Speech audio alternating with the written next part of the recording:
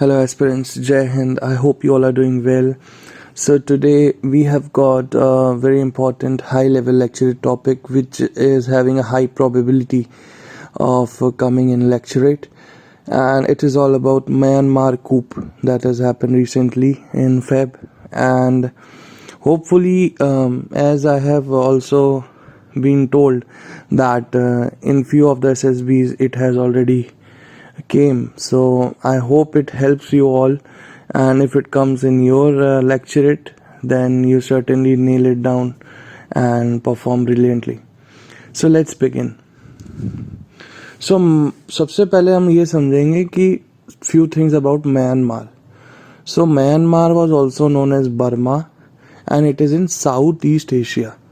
It has neighbors as Thailand, Laos, Bangladesh, China and India. It has a population of around 5.4 crore people, most of whom are Burmese speakers, although other languages are also spoken. The biggest city is Yangon, जिसे हम लोग Rangoon भी कहते हैं, but the capital is Naypyidaw. Okay, the main religion is Buddhism. There are many ethnic groups in the country, including Rohingya Muslims as well. सो इनके regarding बहुत सारे issues भी हुए थे, जिसकी वजह से म्यांमार बहुत हाईलाइटेड था due to Rohingya Muslims. Then the country gained independence from Britain UK, जिसके हम भी अधीन थे 1947 तक. In 1948 it was ruled by the arm forces from 1962 until 2011 when a new government began ushering in a return to civilian rule. Okay, उसके बाद हम लोग ये जानेंगे कि म्यांमार को बर्मा क्यों कहा जाता है और बर्मा से भी क्यों जाना जाता है. तो जो रूलिंग मिलिट्री थी, जो 1962 से 2011 तक जिन्होंने राज किया, वो कंट्री का नेम जो था वो बर्मा से म्यांमार में बदल दिया 1989 में. दोनों वर्ड्स का मीनिंग हालांकि एकदम सेम है, लेकिन म्यांमार जो है वो थोड़ा एक फॉर्मल वर्जन है. और सम कंट्रीज लाइक यूके, इन्होंने इसको रिफ्यूज किया एक्सेप्ट करने से Myanmar as a name of the country, just to show their opposition to the military rule. Okay, but use of Myanmar has become increasingly common अब. And in 2016 Miss Suu Kyi said it did not matter which name was used. So Miss Suu Kyi इतना matter इसलिए करती हैं क्योंकि एक तरह से यह यहाँ की एक बहुत बड़ी लीडर हैं और इन्होंने इंडिपेंडेंस स्ट्रगल के लिए बहुत ज़्यादा वर्क किया है फ्रॉम द मिलिट्री रूल, और इनकी बहुत बड़ी फॉलोइंग है. तो इनकी जो बात है, जो ये कहती हैं, इनका जो पर्सपेक्टिव है, ये म्यांमार के लोगों के लिए और इंटरनेशनल लेवल पे भी बहुत मैटर करता है, क्योंकि कहीं ना कहीं ये माना जाता है कि she is voice of the people, right. So she is heard. Okay, and then let's come to the main point. The Myanmar military grabbed power in coup on Monday, that was February 1 morning, ahead of a scheduled meeting of the country's newly elected parliament. Aung San Suu Kyi, who led the National League for Democracy (NLD) to a landslide win in 2020 election and the de facto leader of the ousted government, has been detained, according to reports from Myanmar. President Win Mint has also been detained. So दोनों president and winning party की जो leader थी आंग सान सू की, दोनों को detain कर लिया गया है. In a broadcast on its television early on Monday, the military declared a 1 year state of emergency. एक साल का इमरजेंसी रूल लगा दिया मिलिट्री ने, और इन दोनों लीडर्स को, प्रेसिडेंट और आंग सान सू की को, डिटेन कर लिया गया है टू एन अननोन लोकेशन. उसके बाद ये कूप को ट्रिगर करने के पीछे क्या वजह थी? The military has alleged that the general election held in November 2020 were full of irregularities and that therefore the results, a sweep for NLD, are not valid. It has questioned the veracity of some 9 million votes cast in the election. So, अब यहाँ पे simple सा point military ने ये रखा है कि जो इलेक्शंस हुए या जो वोटिंग हुई वो डिस्क्रिपेंसी थी, उसमें हमें उस पर भरोसा नहीं है और हम उसे नहीं मानेंगे। तो ये उनका एक प्रोपोगंडा है। The military had demanded United Elections Commission UEC of Myanmar which oversees election or the government or outing parliamentarians prove at a special session before the new parliament convenes on February 1 that the elections were free and fair। तो military ने कहा कि United election commission को कि आप ये prove करिए कि इलेक्शन जो थे वो फ्री एंड फेयर थे, लेकिन ये डिमांड रिजेक्ट कर दी गई क्योंकि despite the fact what ever proof that they had given, either way the military might not would have accepted it because most probably they want to rule Myanmar regardless of the facts and figures। so इसलिए वो demand भी मना कर दी गई क्योंकि सब Fairlie हुआ है, सब कुछ ऑलरेडी एक ना मॉनिटरिंग में था, सब लोगों ने देखा, फिर भी they are questioning it. So you know you need to understand what is the mindset of the military of this country. So अब हम लोग बात करते हैं कॉन्स्टिट्यूशन की जो कि मिलिट्री ने बनाया है। It was drafted by the military in 2008 and it was put to questionable referendum in April that year. उस साल एनएलडी ने उस रेफरेंडम को बॉयकॉट कर दिया था और 2010 का जो इलेक्शन हुआ था वो भी इसी कॉन्स्टिट्यूशन पे हुआ था। ठीक है, एनएलडी वही पार्टी है जो इस साल जिन्होंने 2020 में क्लीन स्वीप किया और जिसको आंग सांग सूकी लीड कर रही हैं। The constitution was military's road map to democracy which it had been forced to adopt by the all the countries of the west and due to their pressure and due to realization कि जब तक हम Myanmar की economy को outside world के लिए open नहीं करेंगे तब तक बहुत ही मतलब हम लोग डेवलप नहीं कर पाएंगे और ये एक बहुत नेसेसिटी है कि म्यांमार को ओवर द वर्ल्ड के लिए ओपन कर दिया जाए, तभी फ्री फ्लो ऑफ डेवलपमेंट हो सकेगा। But the military made sure to safeguard in the constitution its own role and supremacy in national affairs। तो जब मिलिट्री ने कॉन्स्टिट्यूशन बनाया उन्होंने इसमें अपने आप को बहुत सारे अनड्यू एडवांटेज दिए हैं और सुप्रीमेसी समझ रहे हैं आप, कहीं ना कहीं मिलिट्री ही सुप्रीम है, तो ये उन्होंने उस कॉन्स्टिट्यूशन में एस्टेब्लिश करने की कोशिश की। Under its provisions, the military reserves for itself 25% of seats in both houses of parliament, to which it appoints serving military officials, also a political party which is a proxy for the military to contest election। तो अब ये क्या है, 25% seat, जैसे हमारे यहाँ लोकसभा और राज्यसभा है तो मिलिट्री ने अपने लिए 25% सीटें ही रिजर्व कर दी हैं यहाँ पे। अब हुआ क्या है कि एनएलडी ने यहाँ पे कर दी क्लीन स्वीप मतलब मेजरली मतलब मेजॉरिटी से भी अबव इन्होंने सीट्स हासिल कर ली। तो अब ये हमारी मिलिट्री जो है वहाँ म्यांमार की उसको डाइजेस्ट नहीं हो रहा। ठीक है, तो this is the soul reason about it.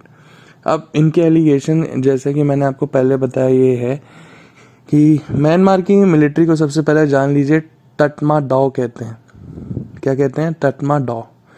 ठीक है, उसके जो स्पोक्स पर्सन ने उन्होंने ये क्लेम किया है कि लगभग 86 लाख वोट्स में इरेगुलरिटी हैं in 314 areas across all states and regions. तो ये क्लेम कर रहे हैं कि 86 लाख वोट्स जो हैं वो डिस्क्रिपेंट हैं, क्वेश्चनेबल हैं और वोटिंग माल प्रैक्टिस हुई है और कुछ लोगों ने मोर देन 1 वोट भी डाला है। तो ये उनका क्लेम है। इसके ऊपर यूईसी का जवाब भी आया है कि there is no evidence of any voting malpractice or fraud। It has said that each vote has counted transparently and witnessed by election candidates, election staff, the media, observers and other civil society organizations। ठीक है, तो USC एकदम clearly कह रही है कि हमने सब कुछ फेयरली कंडक्ट किया है, बट स्टिल मिलिट्री अपने उस पे ही है, माई वे ऑन द हाईवे, कि जो हम कह रहे हैं वही सही है। तो इसमें यूएससी क्या प्रूफ दे, राइट? सो उसके बाद अब इंचार्ज कौन है और अब क्या हालात है? तो अभी military commander in chief Min Aung Hlaing has taken power. He has long wielded significant political influence, successfully maintaining the power of the Tatmadaw। जैसा मैंने बताया म्यांमार की मिलिट्री को तत्मादाव कहते हैं। Even as the country move towards democracy. ठीक है, तो जब 2011 के उसमें भी हुआ था तब भी इनकी इन्फ्लुएंस थी बहुत ज़्यादा। He has received international condemnation and sanctions for his alleged role in military attack on ethnic minorities as well.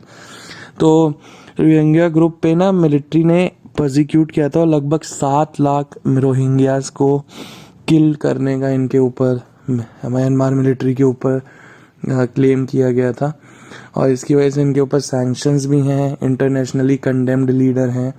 और in his first public comment after the coup, General Hlaing said sought to justify the takeover, मतलब उन्होंने justify करने की कोशिश की कि हम जो है वो ट्रू एंड डिसिप्लिन डेमोक्रेसी लोगों को देंगे और फ्री एंड फेयर इलेक्शन कराएंगे 1 साल के बाद जब इमरजेंसी ख़त्म हो जाएगी। तो उन्होंने मतलब ये कहा कि ये बहुत ज़रूरी था और हम देश को बचा रहे हैं, you know, all this. So democratic transition जो है वो एकदम हॉल्ट हो गया है। ठीक है, 2011 में ये उम्मीद जगी थी कि अब मिलिट्री रूल एंड होगा हमेशा के लिए, और आंग सान सू की ने एक रोड मैप टू डेमोक्रेसी की ओर चलना चालू किया था म्यांमार के साथ। ठीक है, लेकिन you know, opposing any attempt to alter the outcome of the election or impede Myanmar's democratic transition, ये जो स्टेटमेंट है ये लगभग 15 other countries despite the United states और यूरोपियन यूनियन के अलावा इन्होंने ये कमेंट किया है कि हम इसको अपोज करते हैं। ठीक है, और इसकी वर्ल्ड वाइड बहुत ज़्यादा यू नो निंदा की जा रही है, and it was a work in progress जो ट्रांजिशन है डेमोक्रेसी की ओर, और unfortunately it has been halted again. So जो सूकी थी वो 2011 में हाउस अरेस्ट थी 2011 तक 20 सालों से। ठीक है, और 20 सालों के बाद 2011 में उनको फ्री किया गया म्यांमार मिलिट्री द टटमा के द्वारा। और उसके बाद से सूकी का जो स्टैंस रहा है वो बहुत ही रिकन्सिलेटरी रहा है। ये नहीं कि अपोजिशन नहीं किया उन्होंने ये कहा है कि मैं रिकन्सिलेशन चाहती हूँ और मैं सपोर्ट, हम लोग एक दूसरे को म्यूचुअल सपोर्ट करें। और इतना तक नहीं, उन्होंने इंटरनेशनल कोर्ट ऑफ जस्टिस में ये म्यांमार मिलिट्री को एक्यूजेशन थे जो एट्रोसिटीज़ के, जैसा मैंने बताया 7 लाख रोहिंग्यास के, उसको डिफेंड भी किया, जिसके लिए उनकी बहुत निंदा की गई थी। The stand of over the election was the first serious face of she had with military since her release. तो ये 2011 के बाद से अब क्योंकि एनएलडी ने एक बहुत बड़ा मत हासिल कर लिया है, तब मिलिट्री और आंग सान सू की आमने सामने आ गए और ये रिजल्ट आया कि कूप हो गया। उसके बाद ये समझना ज़रूरी है कि how have the people reacted in Myanmar. तो जो कूप है इसके जो खिलाफ प्रोटेस्ट हुआ है, ये सैफ्रॉन रेवोल्यूशन हुआ था 2007 में, उसके बाद से सबसे बड़ा है। उस रेवोल्यूशन में मॉन्क्स ने रिवोल्ट किया था against the military regime. Okay, and protesters include teachers, lawyers, students, bank officers and government workers as well. तो मतलब हर सेक्शन ऑफ सोसाइटी, कोई भी इसे सपोर्ट नहीं कर रहा है। The military has impose restrictions including curfews and limits to gathering. बहुत सारे लोग मारे भी गए हैं। Security forces have used water cannon, rubber bullets and live ammunition to try to disperse protesters. ठीक है, उसके बाद आपको ये भी जानना बहुत ज़रूरी है, म्यांमार की बात हो रही है तो आंग सान सू की कौन है। ठीक है, आंग सान सू की जो है 1990s में कैंपेनिंग के दौरान टू रिस्टोर म्यांमार डेमोक्रेसी बहुत फेमस हुई। ठीक है, उन्होंने 15 साल का डिटेंशन झेला। ठीक है, 1989 से लेके 2010 तक, लगभग 20 साल कह सकते हैं। After organising rallies calling for democratic reforms and free elections. ठीक है, उन्हें 1991 में नोबेल पीस प्राइज मिला था जब वो हाउस अरेस्ट में थी। ठीक है, आपको ये भी जानना चाहिए। उसके बाद 2015 में she led to NLD to victory in Myanmar first openly contested elections in 25 years. तो 2015 में भी आंग सान सू की पार्टी ने जीत हासिल की थी, जो कि इलेक्शंस कंडक्ट हुए थे 25 साल के बाद। उसके बाद इंटरनेशनल प्लेटफॉर्म पे क्या इस कूप के प्रति रिएक्शन है। Numerous countries have condemned the military takeover. UN Secretary General Antonio Guterres said it was a serious blow to democratic reforms. The US and UK have responded with sanctions on military officials. China blocked a UN Security Council statement condemning the coup but has backed calls for release of Ms. Aung San Suu Kyi and a return to democratic norms. The country has previously opposed international intervention in Myanmar. तो China जो है वो बहुत ही fluctuating stand है और कहीं ना कहीं ये माना जा रहा है कि चाइना ही इसके पीछे है. हालांकि उन्होंने आंग सान सू की का रिटर्न रिलीज़ करने के लिए रिक्वेस्ट किया है, लेकिन काउंसिल में उन्होंने अपोज कर दिया है इसको कंडेम करने से, और साथ ही साथ टाइम एंड अगेन वो इंटरनेशनल इंटरवेंशन से भी मना करता है. तो कहीं ना कहीं आप ये समझ सकते हैं कि इस कूप के पीछे चाइना का भी बहुत बड़ा हाथ है.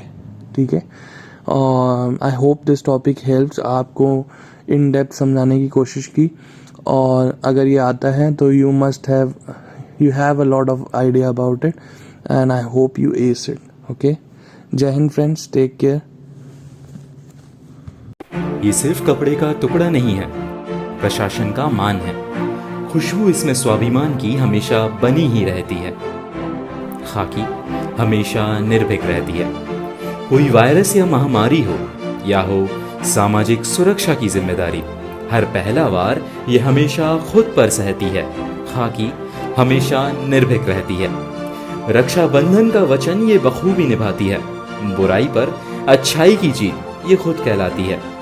न्याय की गुहार में ये हमेशा आगे रहती है. खाकी हमेशा निर्भीक रहती है. निर्भीक खाकी को पाने की तैयारी में परीक्षा ऐप है आपके संग. आइए और बनिए उत्तर प्रदेश पुलिस प्रशासन बल का स्वाभिमान.